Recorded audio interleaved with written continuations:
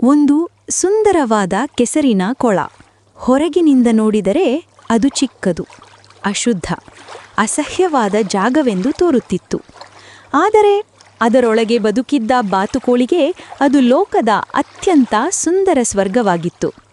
ಆಹಾ, ಎಷ್ಟು ಚೆನ್ನಾಗಿದೆ ಈ ನೀರು, ಎಷ್ಟು ಮೃದುವಾಗಿದೆ ಈ ಕೆಸರು. ಈ ಕೊಳವೇ ನನ್ನ ರಾಜ್ಯ, ನನ್ನ ಪ್ರಪಂಚ.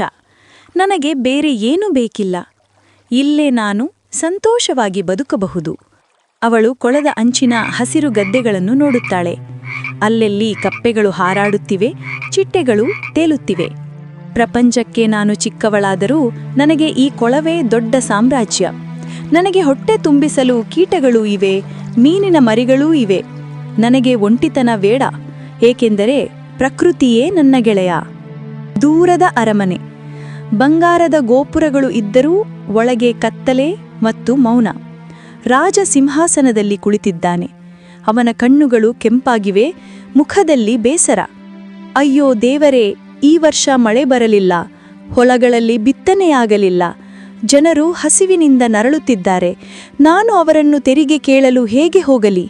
ನನಗೆ ಖಜಾನೆಯಲ್ಲಿ ಧಾನ್ಯವಿಲ್ಲ, ನನ್ನ ಸೈನಿಕರಿಗೆ ಸಂಬಳ ಕೊಡಲು ಚಿನ್ನವಿಲ್ಲ. ಇಂತಹ ಅವಮಾನವನ್ನು ಹೇಗೆ ಸಹಿಸಲಿ? ಅವನು ತಲೆ ಎತ್ತಿ ಗೋಡೆಯ ಮೇಲೆ ಹಳೆಯ ರಾಜರ ಚಿತ್ರವನ್ನು ನೋಡುತ್ತಾನೆ.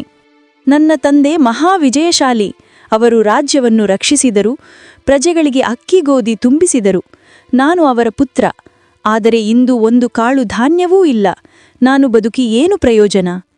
ರಾಜನು ಕುದುರೆಯನ್ನು ಏರಿ ಕಾಡಿನೊಳಗೆ ಹೊರಟಿದ್ದಾನೆ. ಅವನ ಮುಖದಲ್ಲಿ ನಿರಾಶೆ. ಕೊನೆಗೆ ಅವನು ಬಾತುಕೋಳಿಯ ಕೊಳದ ಬಳಿಗೆ ಬರುತ್ತಾನೆ. ಕುದುರೆಯಿಂದ ಇಳಿದು ನೀರಿಗೆ ನೋಡುವನು. ಇಲ್ಲಿ ಮುಳುಗಿ ಸತ್ತರೆ ಸಾಕು, ನನಗೆ ಈ ನಾಚಿಕೆ ಜೀವನ ಬೇಡ. ಅವನು ನೀರಿಗೆ ಕಾಲಿಡಲು ಮುಂದಾದಾಗ ಬಾತುಕೋಳಿ ಮುಂಬೆ ಬಂದು ತಡೆಯುತ್ತದೆ. ಓ ರಾಜನೇ, ನಿಲ್ಲು. ಆತ್ಮಹತ್ಯೆ ಮಹಾಪಾಪವಲ್ಲವೇ? ಬದುಕು ದೇವರ ಕೊಡುಗೆ, ಅದನ್ನು ಹೀಗೆ ವ್ಯರ್ಥ ಮಾಡುವುದು ಸರಿಯಲ್ಲ. ನೀನು ಒಂದು ಬಾತುಕೋಳಿ, ನನಗೆ ನೀನು ಬೋಧನೆ ಮಾಡುತ್ತೀಯಾ? ನನಗೆ ರಾಜ್ಯವಿದೆ, ಆದರೆ ಆಹಾರವಿಲ್ಲ. ಪ್ರಜೆಗಳು ನನ್ನನ್ನು ಶಪಿಸುತ್ತಿದ್ದಾರೆ. ನನಗೆ ಕತ್ತಿಗೆ ಹಣವಿಲ್ಲ. ನನ್ನ ಸೈನ್ಯ ಬಲಹೀನವಾಗಿದೆ. ಇಂತಹ ಬದುಕಿಗಿಂತ ಸಾಯುವುದೇ ಉತ್ತಮ. ರಾಜನೇ, ನನ್ನನ್ನು ನೋಡಿ. ನಾನು ಈ ಕೆಸರಿನ ಕೊಳದಲ್ಲಿ ಬದುಕುತ್ತೇನೆ. ನನಗೆ ಅರಮನೆಯಿಲ್ಲ, ಖಜಾನೆಯಿಲ್ಲ. ಆದರೆ ನಾನು ಸಂತೋಷವಾಗಿದ್ದೇನೆ. ಏಕೆಂದರೆ ಬದುಕು ಎಂದರೆ ಆಸ್ತಿಪಾಸ್ತಿಗಿಂತ ದೊಡ್ಡದು. ಹಾಗಾದರೆ ಬಾತುಕೋಳಿ, ನನಗೆ ಏನು ಸಲಹೆ ಕೊಡುತ್ತೀಯಾ?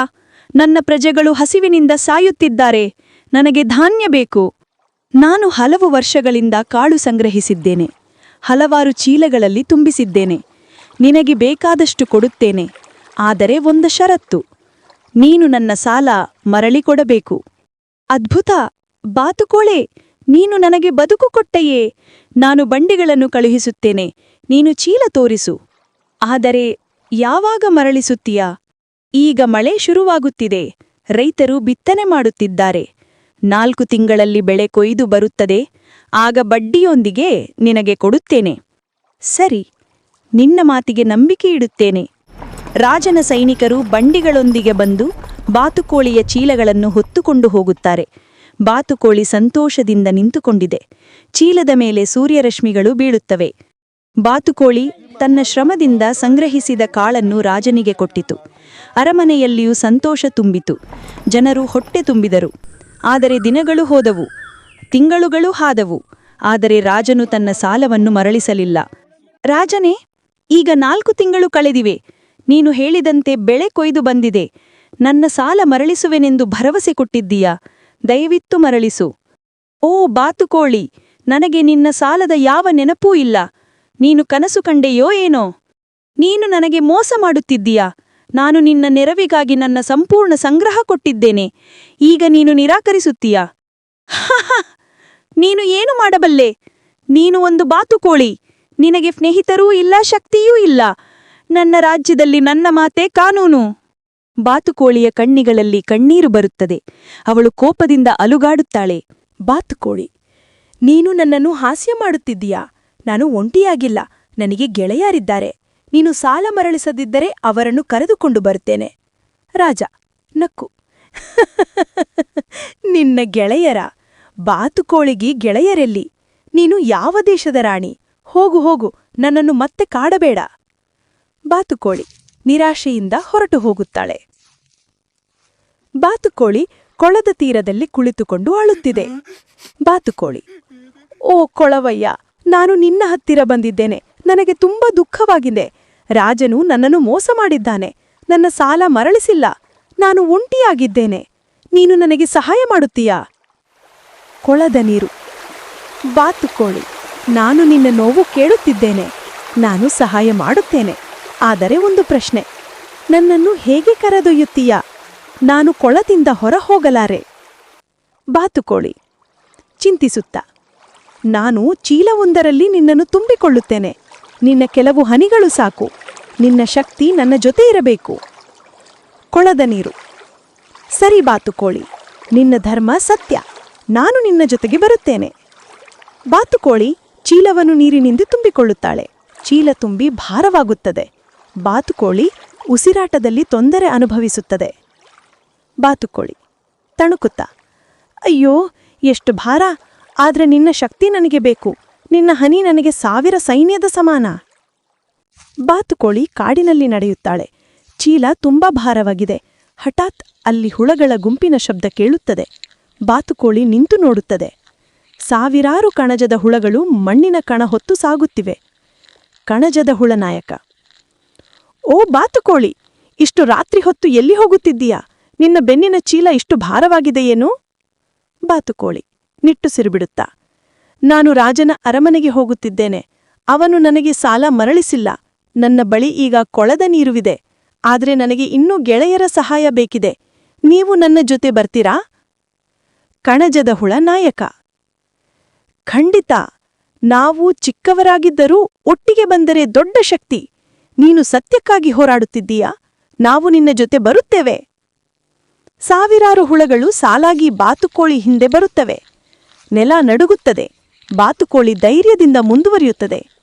ಬಾತುಕೋಳಿ ತೃಪ್ತಿಯಿಂದ: ಈಗೋ ನನಗೆ ನಿಜವಾದ ಗೆಳೆಯರು ಸಿಕ್ಕಿದ್ದಾರೆ. ರಾಜನ ಮೋಸ ಈಗ ತೋರಿಸುತ್ತೇನೆ. ಬೆಳಗಿನ ಜಾವ ಅರಮನೆಯ ದೊಡ್ಡ ಬಾಗಿಲು ಮುಂದೆ ಬಾತುಕೋಳಿ ತಲುಪುತ್ತದೆ. ಅವಳ ಬೆನ್ನಲ್ಲಿ ನೀರಿನ ಚೀಲ, ಹಿಂದೆ 1000 ಕಣಜದ ಹುಳಗಳು. ಅರಮನೆಯ ಸೇವಕರು ಈ ದೃಶ್ಯ ನೋಡಿ ನಗುತ್ತಾರೆ. ಸೇವಕ 1 ಹಾಸ್ಯದಿಂದ: ಹ, ಮತ್ತೆ ಈ ಬಾತುಕೋಳಿ ಬಂದಿದ್ದೆಯೇ? ಸಾಲ ಕೇಳಿ ಕಾಡುತ್ತಿದ್ದವಳು ಇವತ್ತು ಏನೋ ಮಿತ್ರರನ್ನು ಕರೆದುಕೊಂಡು ಬಂದಿದ್ದಾಯೆ ನೋಡಿ. ಸೇವಕ 2 ಅಣಕಿನಿಂದ: ಮಿತ್ರರ, ಚೀಲದಲ್ಲಿ ನೀರು, ಹಿಂದೆ ಹುಳಗಳು. ಹ, ಇದನ್ನು ನೋಡಿದ್ದರೆ ರಾಜ ಖುಷಿಯಿಂದಲೇ ಸಾಲ ಕೊಡ್ತಾನೇನೋ. ಅವರು ಬಾಗಿಲು ತೆರೆಯುತ್ತಾರೆ. ಬಾತುಕೋಳಿ ಗಂಭೀರವಾಗಿ ಒಳಹೋಗುತ್ತಾಳೆ. ಹುಳಗಳ ಗುಂಪು ಶಿಸ್ತಿನಿಂದ ಹಿಂದುವರಿಯುತ್ತದೆ. ರಾಜ ಚಿನ್ನದ ಸಿಂಹಾಸನದಲ್ಲಿ ಕುಳಿತಿದ್ದಾನೆ. ಅವನ ಮುಖದಲ್ಲಿ ಕೋಪ. ಅವನು ಬಾತುಕೋಳಿಯನ್ನು ನೋಡಿ ನಗುತ್ತಾನೆ. ರಾಜ ಕೋಪದಿಂದ: ಮತ್ತೆ ಯಾಕೆ ಬಂದೆ ಬಾತುಕೋಳಿ? ನಿನಗೆ ಎಷ್ಟು ಸಲ ಹೇಳಿದ್ದೇನೆ, ನನಗೆ ನಿನ್ನ ಸಾಲದ ನೆನಪಿಲ್ಲ, ಹೋಗು. ಬಾತುಕೋಳಿ ಧೈರ್ಯದಿಂದ: ರಾಜನೇ, ನಾನು ಒಂಟಿಯಾಗಿಲ್ಲ. ಈ ಬಾರಿ ನನ್ನ ಸ್ನೇಹಿತರನ್ನು ಕರೆದುಕೊಂಡು ಬಂದಿದ್ದೇನೆ. ನೀನು ಸಾಲ ಮರಳಿಸದಿದ್ದರೆ ನಾವು ಎಲ್ಲರೂ ಒಟ್ಟಾಗಿ ನಿನ್ನ ಮುಂದೆ ನಿಲ್ಲುತ್ತೇವೆ. ರಾಜ ವ್ಯಂಗ್ಯ ನಗು: ಇವಳ ಮಿತ್ರರಂತೆ ನೋಡ್ರಿ. ಚೀಲದಲ್ಲಿ ನೀರು, ಹಿಂದೆ ಹುಳಗಳು. ಹ, ಇವುಗಳ ಶಕ್ತಿಯಿಂದ ನನಗೆ ಬೆದರಿಸುತ್ತೀಯಾ? ನಿನಗೆ ಪಾಠ ಕಲಿಸಲೇಬೇಕು. ಅವನು ಸೇವಕರ ಕಡೆ ತಿರುಗುತ್ತಾನೆ. ರಾಜ: ಓಯ್, ದೊಡ್ಡ ಒಲೆ ಹಚ್ಚು, ಮಡಕೆ ಇಡಿ, ಈ ಬಾತುಕೋಳಿಯನ್ನು ಬೇಯಿಸಿಬಿಡಿ. ಸೇವಕರು ಗಾಬರಿಯಿಂದ ಒಲೆ ಹಚ್ಚುತ್ತಾರೆ. ಬೆಂಕಿ ಹೊತ್ತು ಉರಿಯುತ್ತದೆ. ಮಡಕೆಯನ್ನು ಅದರ ಮೇಲೆ ಇಡುತ್ತಾರೆ. ಬಾತುಕೋಳಿಯನ್ನು ಹಿಡಿಯಲು ಮುಂದಾಗುತ್ತಾರೆ. ಬಾತುಕೋಳಿ ಭೀತಿಯಿಂದ: ಅಯ್ಯೋ, ನೀರಣ್ಣ, ಬಾ ಕಾಪಾಡು. ಅಷ್ಟರಲ್ಲಿ ಚೀಲದೊಳಗಿನ ನೀರು ಧಾರಾಕಾರವಾಗಿ ಹೊರಬಂದು ಒಲೆಯ ಮೇಲೆ ಸುರಿಯುತ್ತದೆ. ಬೆಂಕಿ ಶ್ ಎಂಬ ಶಬ್ದ ಮಾಡಿ ನಂದಿ ಬಿಡುತ್ತದೆ. ಹೊಗೆ ಎಲ್ಲೆಡೆ ಹರಡುತ್ತದೆ. ಸೇವಕರು ಬೆಚ್ಚಿ ಬೀಳುತ್ತಾರೆ. ಸೇವಕ 1: ಅಯ್ಯಯ್ಯೋ, ಬೆಂಕಿ ಆರಿಬಿಟ್ಟಿತು. ಸೇವಕ 2: ಮಡಕೆ ತಣ್ಣಗಾಗಿದೆ. ಇದು ಏನೋ ಅದ್ಭುತ. ರಾಜ ಕೋಪದಿಂದ ಕಿರುಚುತ್ತಾನೆ. ಅವನು ಬಾತುಕೋಳಿಯ ಕಡೆ ಚಿಮ್ಮಲು ಯತ್ನಿಸುತ್ತಾನೆ. ಬಾತುಕೋಳಿ ತಲೆ ಎತ್ತಿ ಕೂಗುತ್ತದೆ: ಬಾತುಕೋಳಿ, ಕಣಜಣ್ಣ, ಬಾ. ಹಠಾತ್ ಹುಳಗಳ 1000 ಗುಂಪುಗೂಡಿನಿಂದ ಹೊರಬಂದು ರಾಜನ ಕಡೆ ದಾಳಿ ಮಾಡುತ್ತವೆ. ಅವು ಅವನ ದೇಹಕ್ಕೆ ಕುಟಿಗುತ್ತವೆ. ರಾಜನ ಚರ್ಮ ಕೆಂಪಾಗುತ್ತದೆ. ದೇಹ ಊದುತ್ತದೆ. ರಾಜ ಗೋಳಾಡುತ್ತಾ: ಅಯ್ಯೋ, ನನ್ನನ್ನು ಬಿಡಿ, ನನ್ನ ದೇಹ ಸುಟ್ಟಂತೆ ಉರಿಯುತ್ತಿದೆ, ಯಾರಾದರೂ ಕಾಪಾಡಿ.